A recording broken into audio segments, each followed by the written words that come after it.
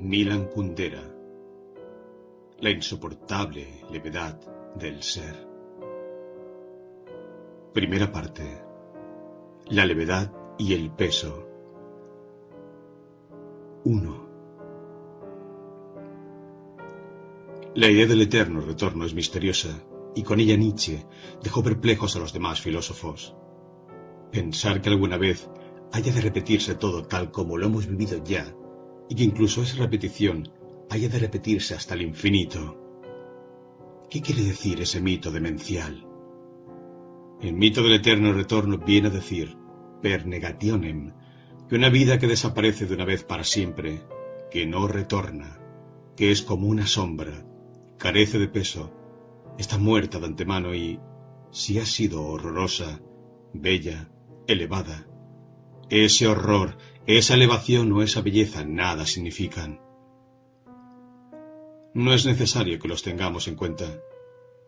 Igual que una guerra entre dos estados africanos en el siglo XIV, que no cambió en nada la faz de la tierra, aunque en ella murieran, en medio de indecibles padecimientos, 300.000 negros. ¿Cambia en algo la guerra entre dos estados africanos si se repite incontables veces en un eterno retorno? Cambia. Se convierte en un bloque que sobresale y perdura, y su estupidez será irreparable. Si la Revolución Francesa tuviera que repetirse eternamente, la historiografía francesa estaría menos orgullosa de Robespierre. Pero dado que habla de algo que ya no volverá a ocurrir, los años sangrientos se convierten en meras palabras, en teorías, en discusiones. Se vuelven más ligeros que una pluma. No dan miedo. Hay una diferencia infinita entre el Robespierre que apareció solo una vez en la historia y un Robespierre que volviera eternamente a cortarle la cabeza a los franceses. Digamos, por tanto, que la idea del eterno retorno significa cierta perspectiva, desde la cual las cosas aparecen de un modo distinto de como las conocemos. Aparecen sin la circunstancia atenuante de su fugacidad. Esta circunstancia atenuante es la que nos impide pronunciar condena alguna. ¿Cómo es posible condenar a algo fugaz? El crepúsculo de la desaparición lo baña todo con la magia de la nostalgia. Todo, incluida la guillotina. No hace mucho me sorprendí a mí mismo con una sensación increíble. Estaba hojeando un libro sobre Hitler y al ver algunas de las fotografías me emocioné. Me habían recordado el tiempo de mi infancia. La viví durante la guerra. Algunos de mis parientes murieron en los campos de concentración de Hitler, pero ¿qué era su muerte en comparación con el hecho de que las fotografías de Hitler me habían recordado un tiempo pasado de mi vida, un tiempo que no volverá? Esta reconciliación con Hitler demuestra la profunda perversión moral que va unida a un mundo basado esencialmente en la inexistencia del retorno, porque en ese mundo todo está perdonado de antemano y por tanto todo cínicamente permitido. 2. Si cada uno de los instantes de nuestra vida se va a repetir infinitas veces, estamos clavados a la eternidad como Jesucristo a la cruz. La imagen es terrible. En el mundo del eterno retorno descansa, sobre cada gesto, el peso de una insoportable responsabilidad. Este es el motivo por el cual Nietzsche llamó a la idea del eterno retorno la carga más pesada. Das schwere Gewicht. Pero si el eterno retorno es la carga más pesada, entonces nuestras vidas pueden aparecer sobre ese telón de fondo en toda su maravillosa levedad. ¿Pero es de verdad terrible el peso y maravillosa la levedad? La carga más pesada nos destroza. Somos derribados por ella, nos aplasta contra la tierra. Pero en la poesía amatoria de todas las épocas, la mujer desea cargar con el peso del cuerpo del hombre. La carga más pesada es, por lo tanto, a la vez, la imagen de la más intensa plenitud de la vida. Cuanto más pesada sea la carga, más a ras de tierra estará nuestra vida, más real y verdadera será. Por el contrario, la ausencia absoluta de carga hace que el hombre se vuelva más ligero que el aire, vuele hacia lo alto, se distancie de la tierra, de su ser terreno, que sea real solo a medias y sus movimientos sean tan libres como insignificantes. Entonces, ¿qué hemos de elegir? ¿El peso o la levedad? Este fue el interrogante que se planteó Parménides en el siglo VI a.C. A su juicio, todo el mundo estaba dividido en principios contradictorios: luz, oscuridad, sutil, tosco, calor, frío, ser, no ser. Uno de los polos de la contradicción era, según él, positivo: la luz, el calor, lo fino, el ser. El otro, negativo. Semejante división entre polos positivos y negativos puede parecernos puerilmente simple, con una excepción. ¿Qué es lo positivo? ¿El peso o la levedad? Parménides respondió: la levedad es positiva, el peso es negativo. ¿Tenía razón o no? Es una incógnita. Solo una cosa es segura: la contradicción entre peso y levedad es la más misteriosa y equívoca de todas las contradicciones. 3. Pienso en Tomás desde hace años, pero no había logrado verlo con claridad hasta que me lo iluminó esta reflexión. Lo vi de pie junto a la ventana de su piso, mirando a través del patio hacia la pared del edificio de enfrente, sin saber qué debe hacer. Se encontró por primera vez a Teresa hace unas 3 semanas en una pequeña ciudad checa.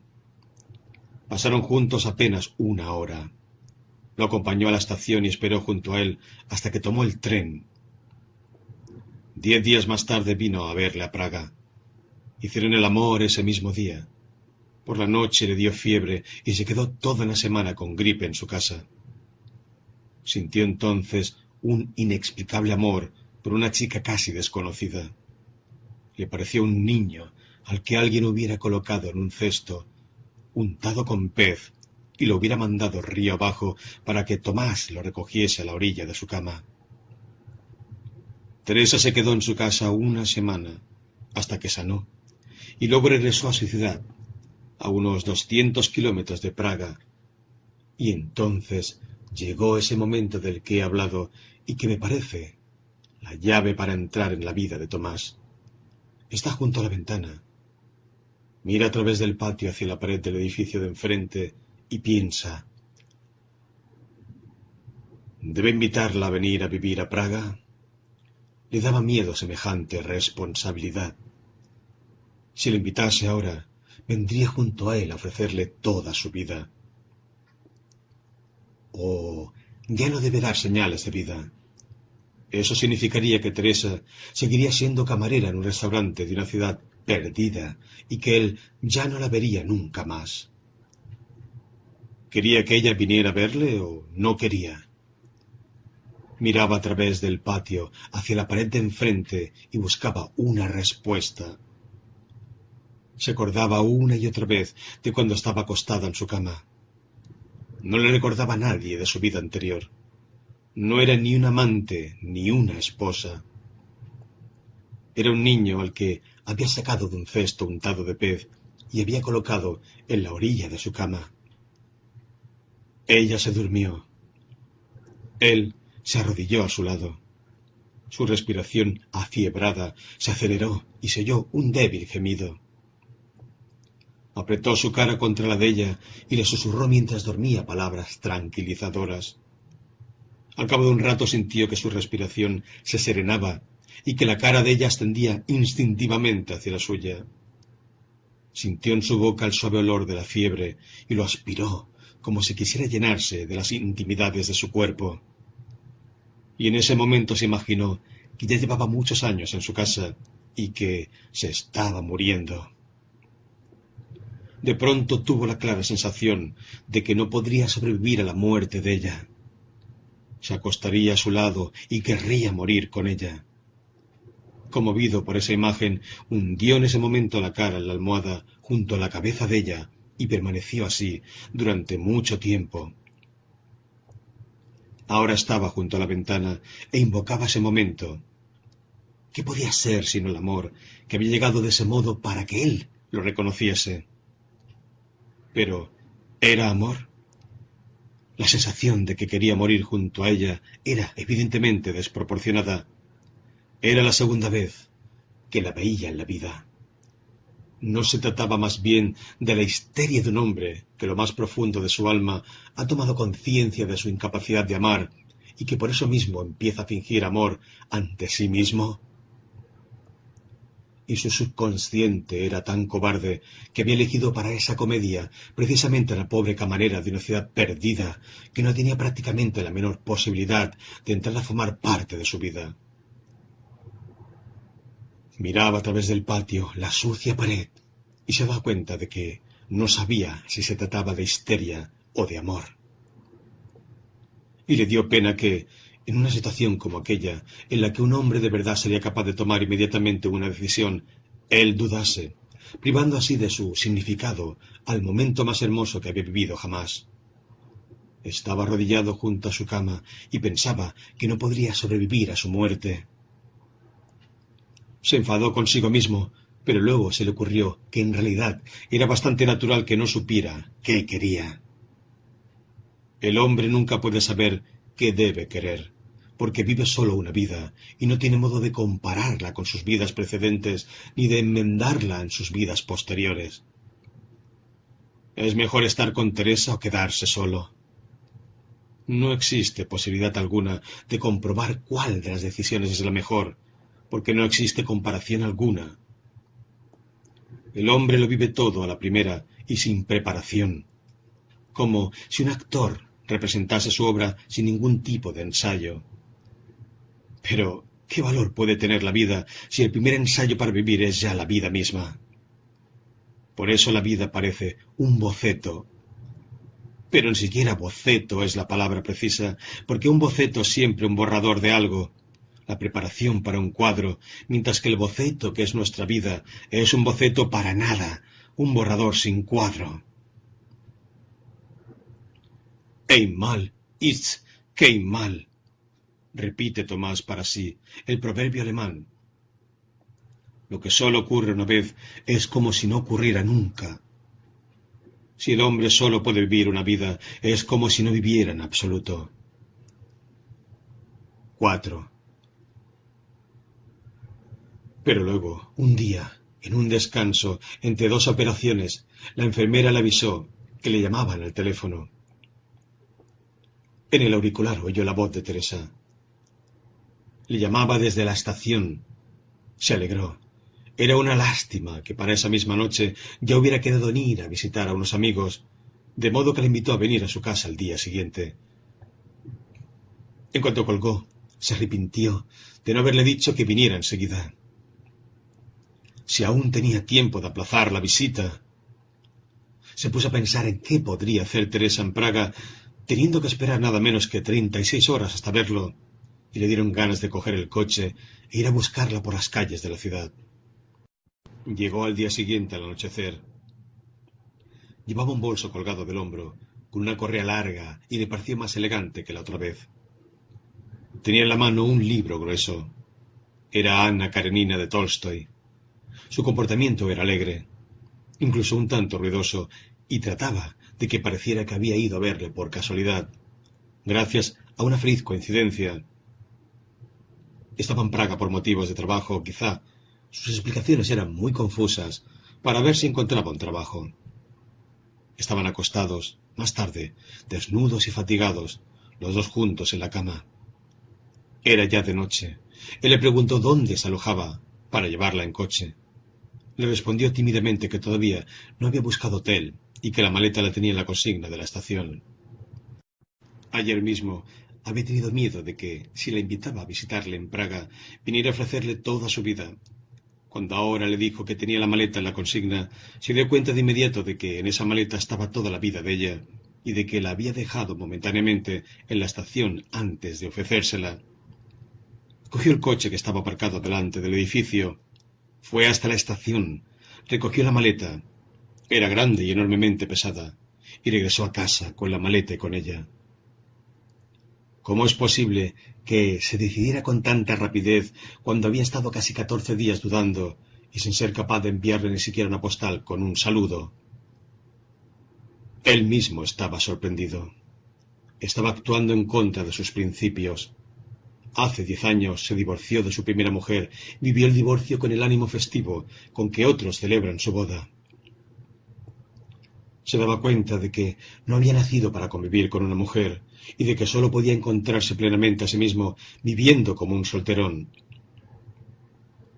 Puso todo su empeño en organizarse tal sistema de vida que nunca pudiera ya entrar en su casa una mujer con su maleta. Ese era el motivo por el cual no tenía en su casa más que una cama, a pesar de que era una cama bastante ancha. Tomás les decía a todas sus amantes que era incapaz de dormir si compartía la cama con alguien y las llevaba todas a medianoche a sus casas. Por lo demás, la primera vez que Teresa se quedó en su casa con la gripe, nunca durmió con ella. La primera noche él la pasó en un sofá grande y la noche siguiente se marchó al hospital, donde tenía su despacho y en él una camilla que utilizaba durante las guardias. Pero esta vez se durmió a su lado. Por la mañana se despertó y comprobó que Teresa, que aún dormía, lo tenía cogido de la mano. ¿Habrían estado así durante toda la noche? Le parecía difícil creerlo. Ella respiraba profundamente entre sueños. Apretaba su mano. Con fuerza. No fue capaz de lograr que se la soltara. Y la maleta enormemente pesada estaba a su lado, junto a la cama. Temía intentar que le soltara la mano, por no despertarla, y con mucho cuidado se dio media vuelta hasta apoyarse en un costado para poder observarla mejor. Volvió a imaginar que Teresa era un niño al que alguien había colocado en un cesto untado con pez y lo había mandado río abajo. No se puede dejar que un cesto con un niño dentro navegue por un río embravecido. Si la hija del faraón no hubiera rescatado de las olas el cesto del pequeño Moisés, no hubiera existido el Antiguo Testamento ni toda nuestra civilización. Hay tantos mitos que comienzan con alguien que salva a un niño abandonado. Si Pólibo no se hubiera hecho cargo del pequeño Edipo, Sófocles no hubiera escrito su más bella tragedia. Tomás no se daba cuenta en aquella ocasión de que las metáforas son peligrosas. Con las metáforas no se juega. El amor puede surgir de una sola metáfora. 5. Vivió apenas 2 años con su primera mujer y concibió con ella un hijo. Cuando tramitaron el divorcio, el juez otorgó el niño a la madre y condenó a Tomás a pagar, por él, 1/3 de su sueldo. Al mismo tiempo le garantizó que tendría derecho a ver al niño un domingo de cada 2. Pero cada vez que tenía que ver a su hijo, la madre inventaba alguna excusa. Si les hubiera llevado costosos regalos, seguramente habría habido menos obstáculos para los encuentros. Comprendió que tenía que pagarle a la madre, y pagarle por anticipado, por el cariño del hijo. Se imaginó cómo iba a pretender quijotescamente inculcar en el futuro al hijo sus opiniones, que eran diametralmente opuestas a las de la madre. Ya se sentía cansado de antemano. Un domingo, cuando la madre volvió a anular en el último momento una cita con su hijo, decidió de repente que ya no quería volver a verle nunca en la vida. Además, ¿por qué iba a tener que sentir por este niño, al que no le unía nada más que una noche imprudente, algo más que por otra persona cualquiera? Pagará puntualmente lo que le corresponda, pero que nadie le pida que luche por el derecho a su hijo en nombre de quién sabe qué sentimientos paternales. Por supuesto que nadie estuvo de acuerdo con semejante postura. Sus propios padres condenaron su actitud y dijeron que, si Tomás se negaba a interesarse por su hijo, ellos harían lo propio con el suyo. Mantuvieron, en cambio, excelentes relaciones con la nuera, jactándose entre los amigos de su comportamiento ejemplar y de su sentido de la justicia.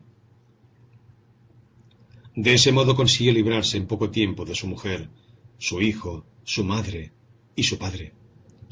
Lo único que le quedó de todos ellos fue el miedo a las mujeres. Las deseaba, pero les tenía miedo. Entre el miedo y el deseo no tenía más remedio que buscar una especie de compromiso. Lo denominaba amistad erótica. A sus amantes les decía: solo una relación no sentimental en la que uno no reivindique la vida y la libertad del otro puede hacer felices a los dos. Quería tener la seguridad de que la amistad erótica nunca llegaría a convertirse en la agresividad del amor, y por eso mantenía largas pausas entre los encuentros con cada una de sus amantes. Estaba convencido de que este era un método perfecto y lo propagaba entre sus amigos. Hay que mantener la regla del número 3. Es posible ver a una mujer varias veces seguida, pero en tal caso no más de 3 veces. También es posible mantener una relación durante años, pero con la condición de que entre cada encuentro pasen al menos 3 semanas. Este sistema le daba a Tomás la posibilidad de no separarse de sus amantes permanentes, teniendo al mismo tiempo una considerable cantidad de amantes pasajeras. No siempre encontraba comprensión. La que mejor le entendía de todas sus amigas era Sabina. Era una pintora. Le decía: te quiero porque eres el polo opuesto al kitsch. En el reino del kitsch serías un monstruo. No hay ninguna película rusa o americana en la que pudiera existir más que como ejemplo de maldad. A ella acudió cuando necesitó encontrar un empleo en Praga para Teresa. Tal como lo exigían las reglas tácitas de la amistad erótica, Sabina le prometió que haría lo posible, y en efecto, pronto encontró un puesto en el laboratorio fotográfico de un semanario. El puesto no requería preparación especial, sin embargo elevó a Teresa del estatus de camarera al del gremio de la prensa. Ella misma acompañó a Teresa a la redacción, mientras Tomás decía para sus adentros que jamás había tenido una amiga mejor que Sabina. 6. El acuerdo tácito sobre la amistad erótica presuponía que Tomás dejaba el amor fuera de su vida. En cuanto incumpliese esta condición, sus demás amantes se encontrarían en una posición secundaria y se rebelarían. Por eso buscó para Teresa un piso de alquiler al que ella tuvo que llevar su pesada maleta. Quería velar por ella, defenderla, disfrutar de su presencia, pero no sentía necesidad de cambiar su estilo de vida. Por eso no quería que se supiera que Teresa dormía en su casa. Dormir juntos era, en realidad, el corpus delicti del amor. Nunca dormía con las demás amantes. Cuando iba a verlas a sus casas, la cuestión era sencilla. Podía irse cuando quería. Peor era cuando ellas estaban en casa de él, y había que explicarles que a medianoche debía llevarlas a sus casas porque tenía problemas de insomnio y era incapaz de dormir en la inmediata proximidad de otra persona. Aquello no estaba muy lejos de la verdad, pero la causa principal era peor, y no se atrevía a contársela. En el mismo momento en que terminaba el acto amoroso, sentía un deseo insuperable de quedarse solo. Despertarse en medio de la noche junto a una persona extraña le desagradaba. Levantarse por la mañana junto con alguien le producía rechazo. No tenía ganas de que nadie oyese cómo se limpiaba los dientes en el cuarto de baño, y la intimidad del desayuno para dos no le atraía. Por eso sorprendió tanto cuando se despertó y Teresa cogía con fuerza su mano. La miraba y no podía entender qué había pasado. Se acordaba de las horas que acababan de pasar y le parecía que de ellas se desprendía el perfume de quién sabe qué felicidad desconocida. Desde entonces los dos disfrutaban durmiendo juntos. Diría casi que el objetivo del acto amoroso no era para ellos el placer, sino el sueño que venía después de aquel. Ella, en particular, no podía dormir sin él. Cuando alguna vez se quedaba sola en su piso alquilado, que iba convirtiéndose cada vez más en una simple tapadera, no podía conciliar el sueño en toda la noche. En sus brazos se dormía, por más excitada que estuviera. Él le susurraba al oído historias que inventaba para ella, cosas sin sentido, palabras que repetía monótonamente, consoladoras o chistosas. Aquellas palabras se convertían en visiones confusas que la transportaban hasta el primer sueño. Tenía el sueño de ella totalmente en su poder, y ella se dormía en el instante que él elegía. Cuando dormían, se aferraba a él como la primera noche. Se cogía con fuerza de su muñeca, de su dedo, de su tobillo. Si quería alejarse sin despertarla, debía utilizar algún truco. Liberaba el dedo, la muñeca, el tobillo, de su encierro, lo cual siempre la despertaba a medias, porque ni aun dormida dejaba de vigilar atentamente lo que él hacía. Se calmaba cuando en lugar de su muñeca ponía en su mano algún objeto, un pijama retorcido, un zapato, un libro, que ella luego apretaba firmemente como si fuera parte del cuerpo de él. Una vez, mientras la adormecía, y ella no había pasado aún de la primera antesala del sueño, de modo que todavía era capaz de responder a sus preguntas, le dijo: «Bueno, yo ahora me voy». «¿A dónde?», le preguntó. «Me voy», dijo con voz severa. «Voy contigo», dijo y se incorporó. «No, no puedes. Me voy para siempre», dijo y salió de la habitación al vestíbulo. Ella se levantó y con los ojos entrecerrados fue tras él. No llevaba más que un camisón corto, sin nada debajo. Su cara permanecía impasible, inexpresiva, pero sus movimientos eran enérgicos. Él salió del vestíbulo al pasillo, el pasillo común del edificio, y cerró la puerta.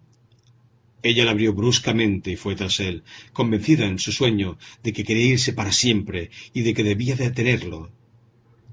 Él bajó las escaleras hasta el primer descansillo y allí la esperó. Ella llegó hasta él, lo cogió de la mano y se lo llevó de regreso a la cama. Tomás se decía: hacer el amor con una mujer y dormir con una mujer son dos pasiones no solo distintas, sino casi contradictorias. El amor no se manifiesta en el deseo de acostarse con alguien. Este deseo se produce en relación con una cantidad innumerable de mujeres, sino en el deseo de dormir junto a alguien. Este deseo se produce en relación con una única mujer. 7. En medio de la noche empezó a gemir en sueños. Tomás la despertó, pero al ver su cara le dijo con odio: «Vete, vete». Después le contó lo que había soñado. Estaban en algunos lugares juntos ellos dos y Sabina. Entraron en una habitación grande. En medio había una cama, como en un escenario de teatro. Tomás le ordenó que se quedara de pie en un rincón y después, delante de ella, hizo el amor con Sabina. Esa visión le producía un dolor que no podía soportar. Quería interrumpir el dolor del alma mediante el dolor del cuerpo y se metía agujas en las uñas. Dolía tanto, decía, y mantenía los puños cerrados, como si los dedos estuvieran heridos de verdad. La abrazó, y ella, lentamente, aún estuvo mucho tiempo temblando, fue durmiéndose en sus brazos. Cuando, al día siguiente, volvió a pensar en aquel sueño, recordó algo. Abrió el cajón del escritorio y sacó un paquete de cartas que le había enviado Sabina. Pronto encontró el siguiente párrafo: «Quisiera hacer el amor contigo en mi estudio, como en un escenario. Alrededor habría gente y no podían acercarse ni un paso. Pero no podrían quitarnos los ojos de encima». Lo peor era que la carta llevaba fecha. Era reciente, de una época en la que hacía tiempo ya que Teresa vivía en casa de Tomás. «Has estado revolviendo mis cartas», le espetó. No lo negó y dijo: «Entonces, échame». Pero no la echó. Tenía la imagen de ella ante los ojos, pegada a la pared del estudio de Sabina, clavándose agujas bajo las uñas. Cogió sus dedos, los acarició, se los llevó a los labios y los besó, como si aún hubiera en ellos huellas de sangre. Pero a partir de entonces fue como si todo saliera en contra suya. Casi todos los días ella se enteraba de algún detalle de la vida amorosa secreta de él. Al principio él lo había negado todo. Cuando las pruebas se hicieron demasiado evidentes, procuró mostrar que su poligamía no era en nada contradictoria con su amor por ella. No era consecuente. A ratos negaba sus infidelidades y a ratos volvía a justificarlas. Una vez llamó a una mujer para quedar con ella. Al terminar la conversación, oyó un extraño sonido que venía de la habitación contigua, como un sonoro castañeteo de dientes. Por casualidad, ella había ido a su casa sin que él lo advirtiese. Llevaba en la mano un frasco de calmante.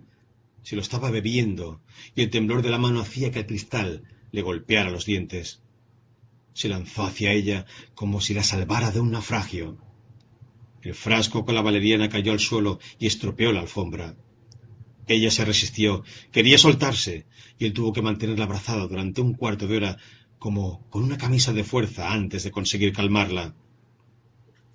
Sabía que la situación en la que se encontraba no tenía justificación posible, porque se asentaba en una absoluta desigualdad. Antes de que ella descubriera su correspondencia con Sabina, habían estado con un grupo de amigos en un bar. Celebraban el nuevo empleo de Teresa. Había dejado el laboratorio y se había convertido en fotógrafa del semanario. Como a él no le gustaba bailar, un joven colega se hizo cargo de Teresa. El aspecto que tenían en la pista de baile era estupendo y Teresa le parecía más hermosa que nunca.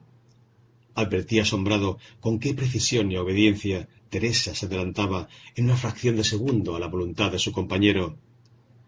Era como si aquel baile demostrara que su espíritu de sacrificio, aquella especie de deseo entusiástico de hacer todo lo que quería Tomás, antes de que él lo dijera, no estuviera ni mucho menos necesariamente ligado a la personalidad de Tomás, sino a punto de responder a la llamada de cualquier otro hombre que encontrara en su lugar. Nada más fácil que imaginar que Teresa y su compañero eran amantes. La facilidad con que podía evocarse aquella imagen le dolía. Se dio cuenta de que el cuerpo de Teresa, sin el menor inconveniente, era imaginable unido amorosamente a cualquier otro cuerpo masculino, y le dio un ataque de mal humor. No reconoció que estaba celoso hasta muy entrada la noche, cuando regresaron a casa. Aquellos celos absurdos, que no se referían más que a una posibilidad teórica, eran la prueba de que consideraba que su fidelidad era una condición imprescindible. ¿Cómo podía entonces reprocharle que ella tuviera celos de sus amantes, éstas sí absolutamente reales? 8. Durante el día, Teresa trataba, aunque con éxito solo parcial, de creer en lo que decía Tomás y de estar alegre como lo había estado hasta entonces. Pero los celos domados durante el día se manifestaban con tanta mayor fiereza en sus sueños que terminaban siempre en un lamento del que él tenía que despertarla. Los sueños se repetían como variaciones sobre temas o como seriales de televisión. Con frecuencia se reiteraban, por ejemplo, los sueños sobre gatas que le saltaban a la cara y le clavaban las uñas. Podemos encontrar una explicación bastante sencilla para esto. En el argot checo, gata es la denominación de una mujer guapa. Teresa se sentía amenazada por las mujeres, por todas las mujeres. Todas las mujeres eran amantes en potencia de Tomás, y ella les tenía miedo. En otro ciclo de sueños, la enviaban a la muerte. Una vez, en medio de la noche, él la despertó cuando gritaba aterrorizada, y ella le contó: había una gran piscina cubierta. Seríamos unas 20, todas mujeres. Todas estábamos desnudas y teníamos que marchar alrededor de la piscina. Del techo colgaba un cesto y dentro de él había un hombre de pie. Llevaba un sombrero de ala ancha que dejaba en sombra su cara, pero yo sabía que eras tú. Nos dabas órdenes, gritabas. Mientras marchábamos teníamos que cantar y hacer flexiones. Cuando alguna hacía mal la flexión, tú le disparabas con una pistola y ella caía muerta en la piscina.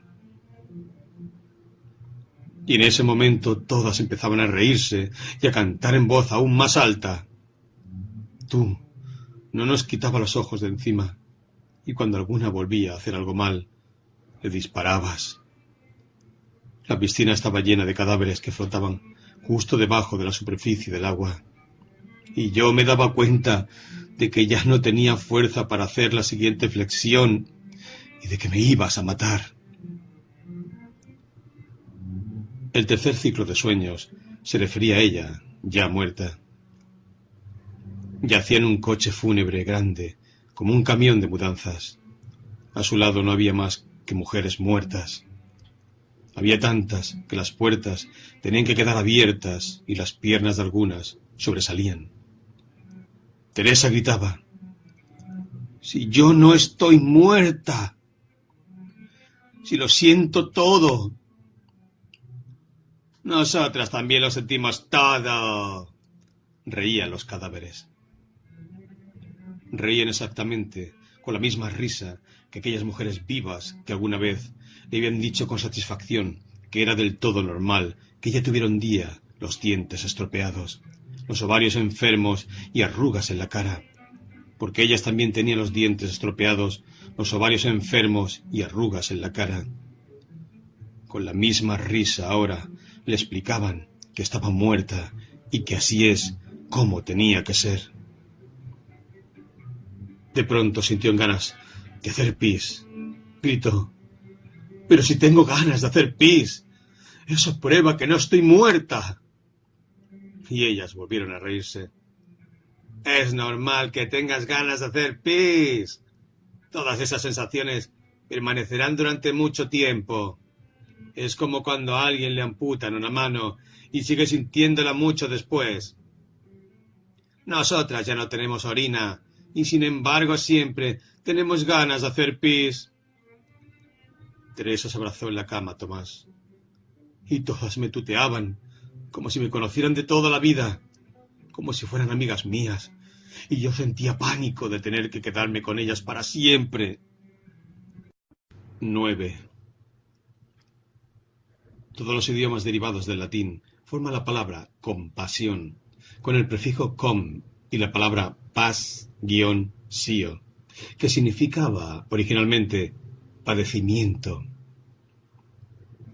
Esta palabra se traduce a otros idiomas, por ejemplo al checo, al polaco, al alemán, al sueco, mediante un sustantivo compuesto de un prefijo del mismo significado, seguido de la palabra sentimiento.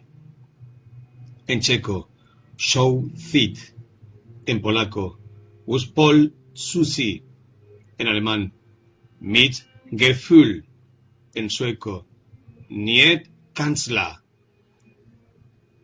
En los idiomas derivados del latín, la palabra compasión significa: no podemos mirar impertérritos el sufrimiento del otro, o participamos de los sentimientos de aquel que sufre.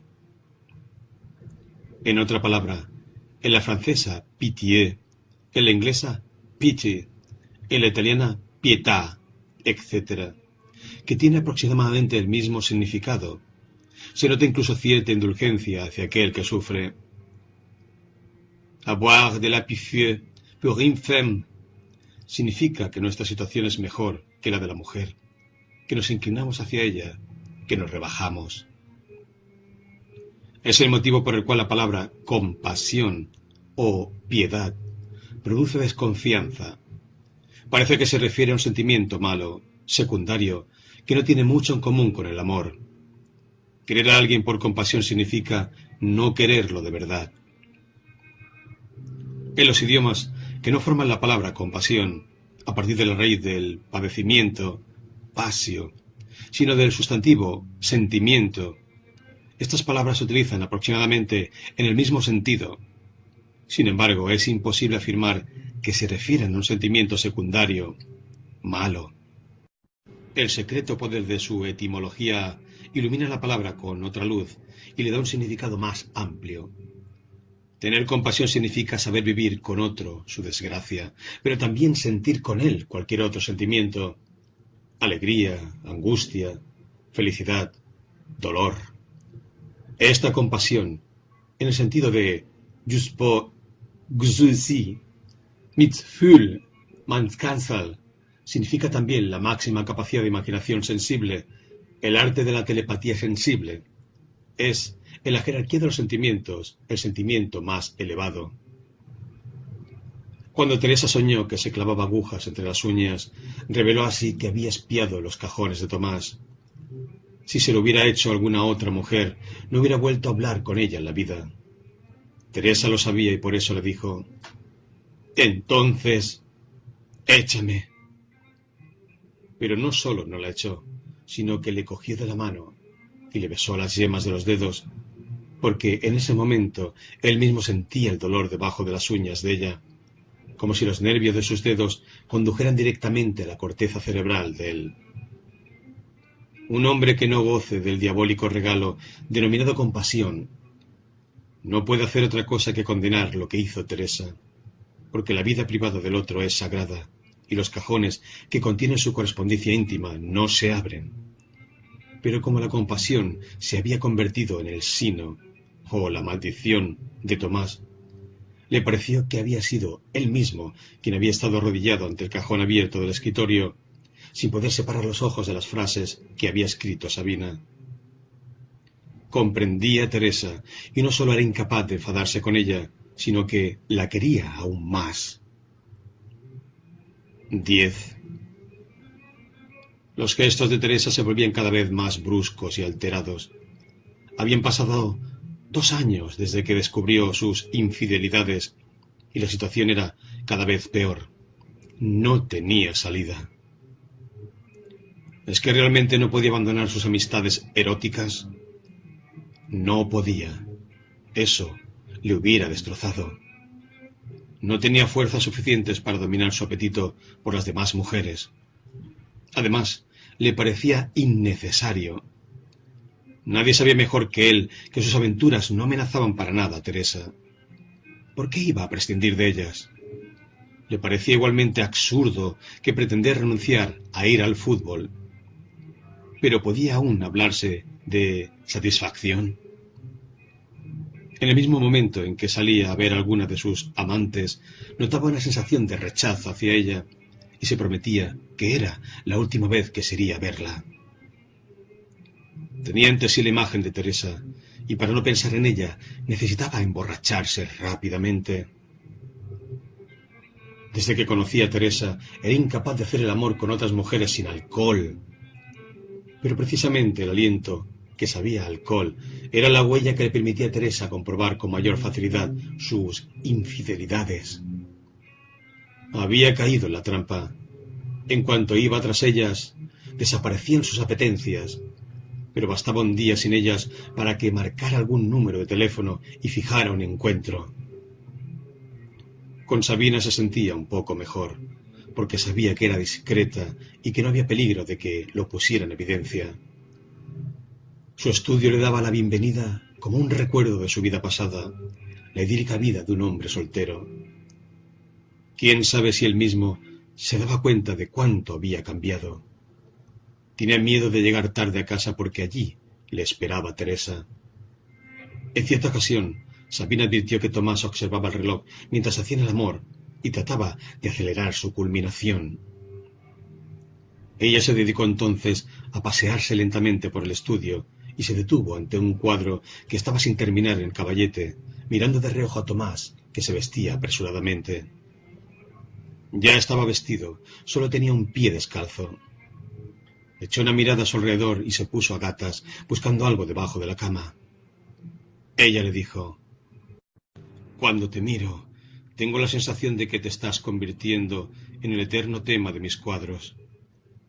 El encuentro entre dos mundos, la doble exposición.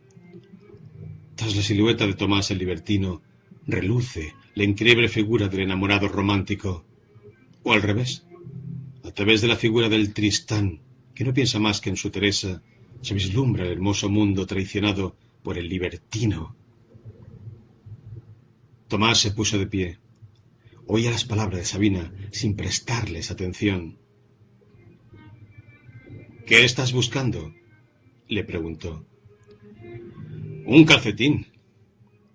Registraron juntos la habitación, y él volvió a ponerse a gatas y a buscar debajo de la mesa. «Aquí no hay ningún calcetín tuyo», dijo Sabina. «Seguro que no lo has traído». «¿Cómo no lo iba a traer?», gritó Tomás mirando el reloj. «No iba a venir con un solo calcetín». «Es una posibilidad que no hay que descartar. Últimamente andas muy distraído. Siempre vas con prisa, mirando el reloj, y no es de extrañar que te olvides de ponerte un calcetín». Estaba ya decidido a ponerse zapatos sin calcetín. «Afuera hace frío», dijo Sabina. Te presto una media mía. Le dio una media larga blanca, de ganchillo. Sabía él perfectamente que aquella era una venganza por haber mirado el reloj mientras hacían el amor. Sabina había escondido su calcetín en alguna parte. Hacía frío de verdad, y no le quedaba más remedio que aceptarla. Se fue a su casa con un calcetín en un pie y una media blanca de mujer en el otro, arremangada sobre el tobillo. Su situación no tenía salida. Para sus amantes estaba marcado con la oprobiosa señal de su amor a Teresa, y para Teresa con la oprobiosa señal de sus aventuras con sus amantes. 11. Para mitigar sus sufrimientos, se casó con ella. Por fin pudieron dejar el piso de alquiler en el que hacía tiempo ella ya no vivía, y le consiguió un cachorro. La madre era una San Bernardo de un compañero suyo. El padre de los cachorros, el pastor alemán de los vecinos. Nadie quería a los pequeños bastardos y a su compañero le daba pena sacrificarlos. Tomás elegía uno de los cachorros a sabiendas de que los que no eligiera iban a tener que morir. Se sentía como un presidente de la República cuando tiene ante sí a 4 condenados a muerte y solo puede indultar a uno. Al fin eligió un cachorro, una perrita cuyo cuerpo parecía recordar al del pastor, mientras que la cabeza era la de la madre, la San Bernardo. Lo llevó a Teresa, cogió la perrita, la apretó contra su pecho e inmediatamente le meó la blusa. Se pusieron a buscarle un nombre. Tomás quería que, por el nombre, se supiera que el perro era de Teresa, y se acordó del libro que llevaba bajo el brazo cuando llegó a Praga sin avisar. Propuso que al cachorro lo llamaran Tolstoy. No puede llamarse Tolstoy, replicó Teresa, porque es una señorita. Podría ser Ana Karenina. No puede ser Ana Karenina, porque ninguna mujer puede tener un morro tan chistoso como este, dijo Tomás. Se parece más bien a Karenin. Sí, el señor Karenin. Así es como me lo imaginaba. Pero ¿no afectará a su sexualidad que le llamemos Karenin? No es posible que una perra a la que sus amos llaman permanentemente como un perro desarrolle tendencias lesbianas. Las palabras de Tomás se hicieron realidad de un modo curioso. A pesar de que habitualmente las perras tienen más apego a sus amos que a sus amas, en el caso de Karenin era al revés. Decidió enamorarse de Teresa. Tomás le estaba agradecido. Le acariciaba la cabeza y le decía: «Haces bien, Karenin. Esto es precisamente lo que yo quería de ti. Si yo solo no basto, tú tienes que ayudarme». Pero ni aun con la ayuda de Karenin logró hacerla feliz. Se dio cuenta de ello aproximadamente al 10º día en que su país fuera ocupado por los tanques rusos. Era el mes de agosto de 1968, y a Tomás le llamaba todos los días por teléfono el director del hospital de Zúrich, con el que se habían hecho amigos en alguna conferencia internacional. Temía por lo que le pudiera pasar y le ofrecía un puesto de trabajo. 12. Si Tomás rechazaba la oferta del suizo, casi sin pensarlo, era por Teresa. Suponía que no iba a querer marcharse. Además, ella había pasado los 7 primeros días de la ocupación en una especie de éxtasis que casi parecía felicidad. Andaba por la calle con su cámara, repartiendo fotos a los periodistas extranjeros que se pegaban por obtenerlas. En cierta ocasión, mientras con excesivo descaro fotografiaba de cerca a un oficial que apuntaba con su revólver a la gente, la detuvieron y le hicieron pasar la noche en un puesto de mando ruso. La amenazaron con fusilarla, pero en cuanto la dejaron en libertad, volvió a salir a la calle y volvió a hacer fotos. Por eso, Tomás se quedó sorprendido cuando, al 10º día de la ocupación, le dijo: «¿Y tú? ¿Por qué no quieres ir a Suiza?» «¿Y por qué iba a tener que irme?» Aquí tienen cuentas pendientes contigo. ¿Y con quién no las tienen? Dijo Tomás con un gesto de despreocupación. Pero dime, ¿tú serías capaz de vivir en el extranjero? ¿Y por qué no? Te he visto arriesgar tu vida por este país. ¿Cómo es posible que ahora estés dispuesta a abandonarlo? Desde que volvió Dutchet, todo ha cambiado, dijo Teresa.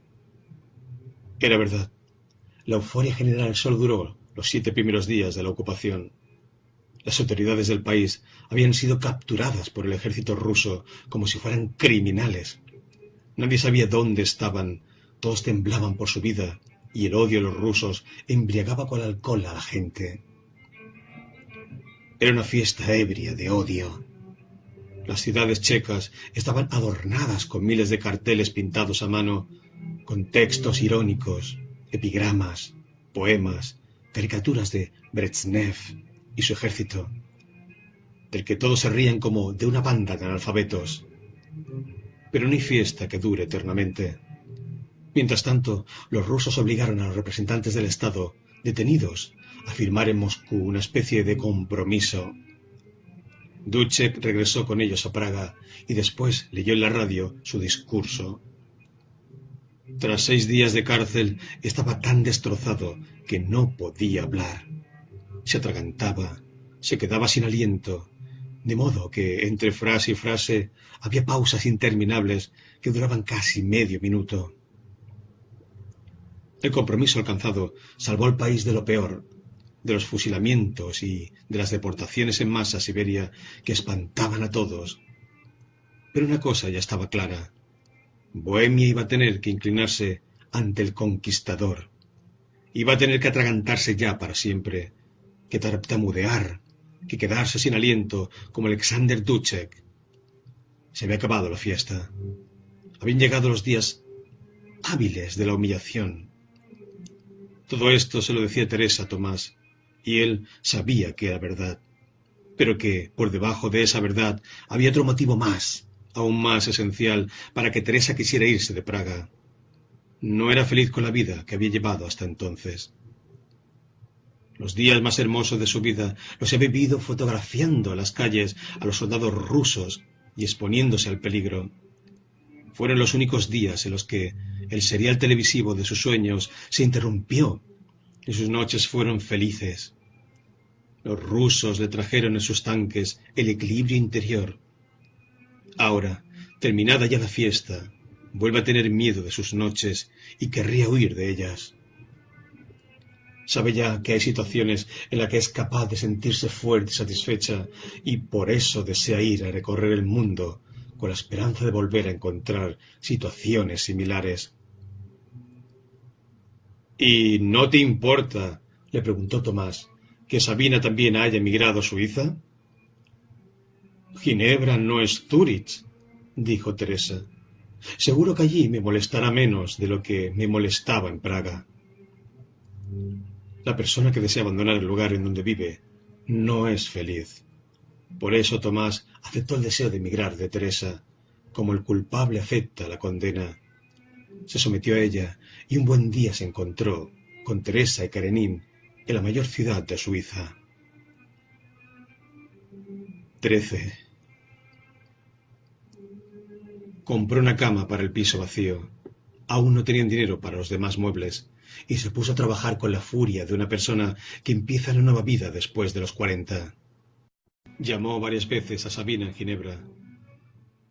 Había tenido la suerte de que una exposición de cuadros suyos se inaugurara una semana antes de la invasión rusa.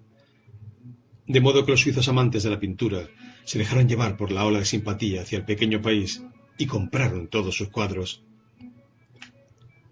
Gracias a los rusos me he hecho rica. Bromeaba por teléfono e invitaba a Tomás a visitarla en su nuevo estudio, que al parecer no era muy distinto del que Tomás conocía ya de Praga. Le hubiera gustado visitarla, pero no encontraba disculpa alguna que justificara su viaje ante Teresa. Así que Sabina vino a Zúrich. Se alojó en un hotel. Tomás fue a visitarla al terminar su jornada de trabajo. Llamó por teléfono desde la recepción y subió a su habitación. Ella abrió la puerta y apareció ante él con sus hermosas y largas piernas, sin vestir, solo con el sujetador y las bragas. En la cabeza llevaba un sombrero hongo negro. Le miró largamente, inmóvil y sin decir palabra. Tomás también permanecía en silencio. De pronto se dio cuenta de que estaba emocionado. Le quitó el sombrero y lo colocó encima de la mesa, junto a la cama. Después hicieron el amor sin decir ni una sola palabra.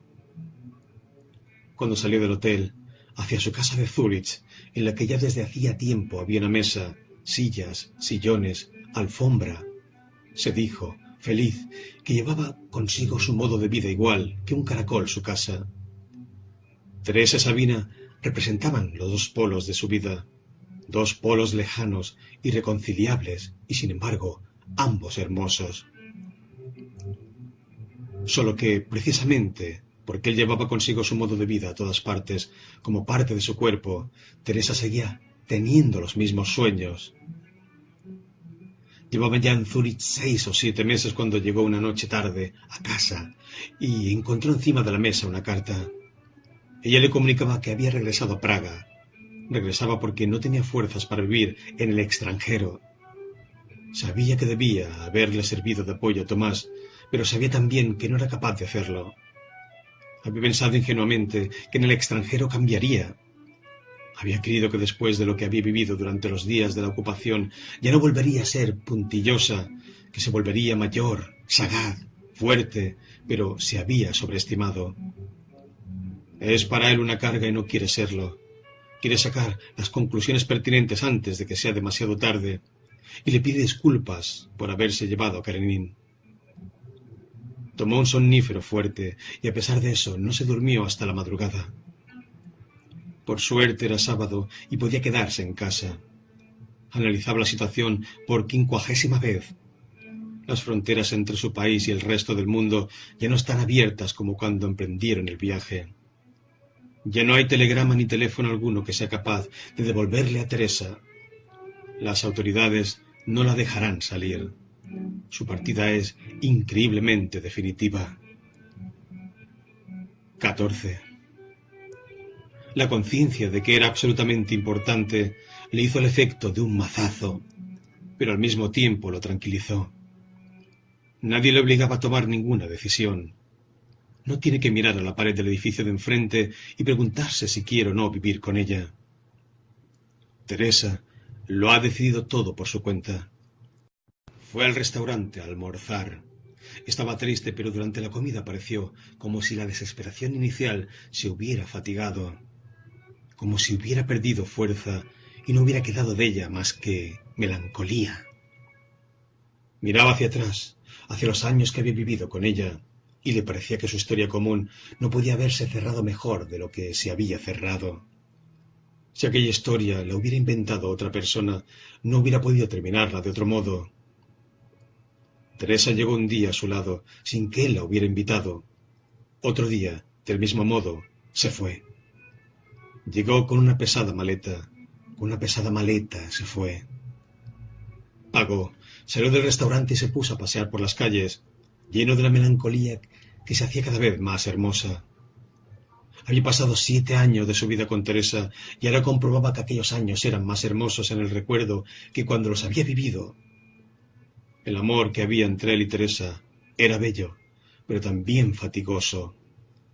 Tenía que estar permanentemente ocultando algo, disfrazándolo, fingiendo, arreglándolo, manteniéndola contenta, consolándola, demostrando ininterrumpidamente su amor, siendo acusado por sus dedos, por su sufrimiento, por sus sueños, sintiéndose culpable, justificándose y disculpándose. Aquel esfuerzo había desaparecido ahora y permanecía la belleza. Se acercaba la noche del sábado. Por primera vez paseaba solo por Zúrich y aspiraba el perfume de su libertad. Detrás de cada esquina se escondía la aventura. El futuro había vuelto a convertirse en un secreto. Su vida de soltero le había sido devuelta. Una vida para la cual antes estaba seguro de haber nacido, seguro de que era la única que le permitía ser tal como de verdad era. Hacía ya 7 años que vivía atado Teresa, y cada uno de sus pasos era observado